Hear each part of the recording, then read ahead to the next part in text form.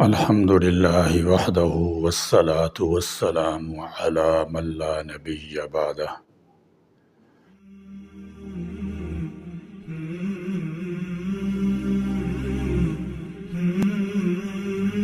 آج کل نشے کی لت میں ہر خاندان کا کوئی نہ کوئی فرد مبتلا ہے۔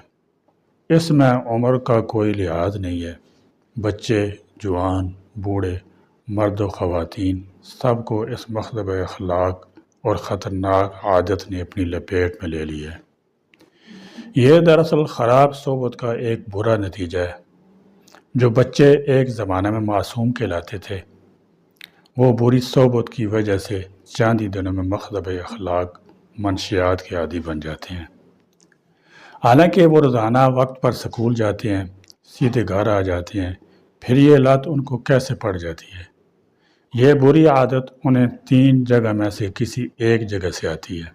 نمبر 1، موبائل سے، کیونکہ بعض مرتبہ بچوں کو ایسی ویڈیو مل جاتی ہیں جن میں کوئی سگریٹ یا شراب وغیرہ خوبصورت انداز اور دل کو لبھانے والے طریقہ اور سٹائل سے پیتا ہوا نظر آتا ہے۔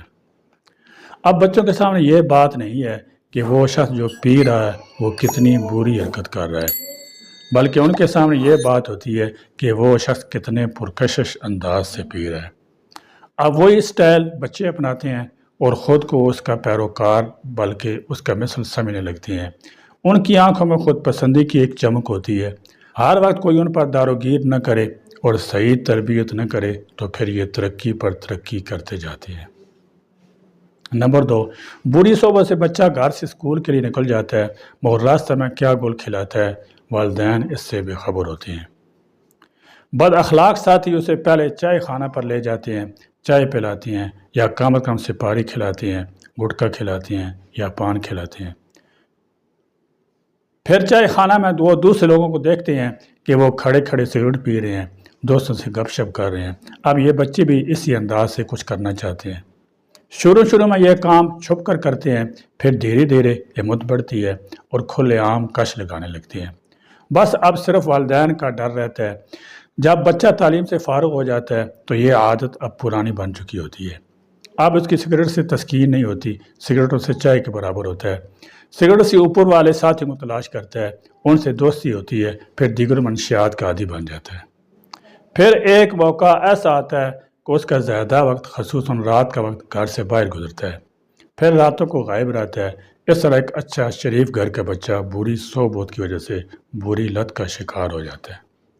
نمبر 3، گھر میں باپ یا چچا وغیرہ کی اتباع کسی گھر کے اندر کوئی منشیات کا عادی ہے تو یہ عادت بچوں منتقل ہونے کا امکان بڑھ جاتا ہے۔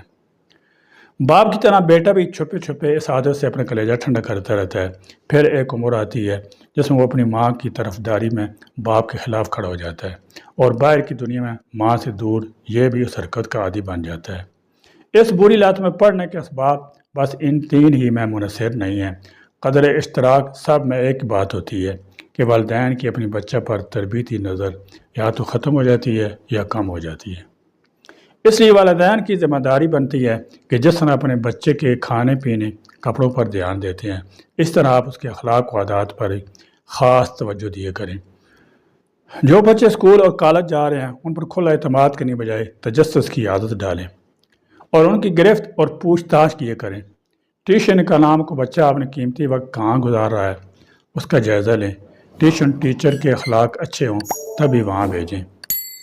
ورلڈ ہیلتھ آرگنائزیشن کے مطابق سالانہ نشے کی وجہ سے مرنے والوں کی تعداد 3.7 ملین ہے۔ نشہ کرنے والا بظاہر ایک جسم نظر آتا ہے اور حقیقت میں صرف ڈھانچہ ہوتا ہے۔ اس سے ہر عضو متاثر ہوتا ہے، کمزوری آ جاتی ہے، بینائی جاتی رہتی ہے۔ دماغی بیماریوں، خصوصاً چڑچڑاپن، بد مزاجی، ڈر، خوف جیسے امراض پیدا ہو جاتے ہیں۔ کینسر جیسی مہلک بیماری لاحق ہو جاتی ہے اور نشہ کرنے والا خود تو مختلف بیماریوں کا شکار ہو کر پریشان ہوتا ہی ہے، سماج کو بھی متاثر کرتا ہے، فیملی بکھر جاتی ہے، محلے والے نفرت کرنے لگتے ہیں۔ یہ نشہ کا عادی انسان مختلف جرائم کر کے معاشرے کو تکلیف دیتا ہے اور بعض مرتبہ جیل تک پہنچ جاتا ہے، بیوی کو طلاق دے دیتا ہے، معصوم بچوں کی زندگی میں غم و پریشانی کا سلسلہ شروع کر دیتا ہے۔ یہ سب کچھ والدین کی لاپرواہی کا نتیجہ تھا۔ اگر اپنے بچوں کو اپنی آنکھوں کی ٹھنڈک بنانا ہے تو ان کی کڑی نگرانی ضروری ہے۔ اللہ تعالیٰ عمل کی توفیق عطا فرمائے۔ آمین آخر دعوانا الحمدللہ رب العالمین.